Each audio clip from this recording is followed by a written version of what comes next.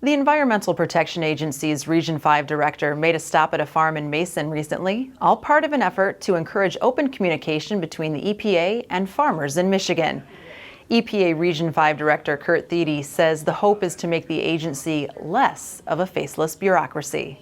These visits are incredibly important for myself as a regional administrator, as EPA, and I think just making sure that we have open lines of communication to learn about some of the challenges that are occurring on the farms that farmers are facing, and then also to help better inform our decisions with the EPA and at the federal government level. But more so than anything, it's about relationship building, and I think creating those relationships, having those conversations. If we do run into issues in the future, you've got a place where you've got a face to a name that you can pick up the phone and call, and we can work through things together.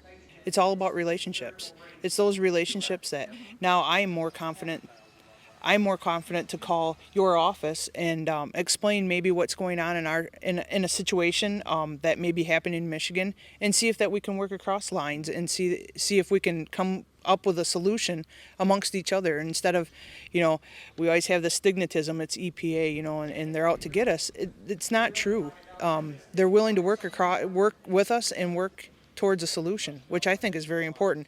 In having EPA come out to a farm and sit down and visit with some farmers speaks volumes. But at the same time, I think one of the things you've heard from Administrator Wheeler, certainly from the President himself, is trying to be more transparent in our regulation, trying to be more certain. So I think that's one of the main things I want to try to portray here as well, is that we're trying to create an EPA that has more certainty, so that folks know where the goal line is.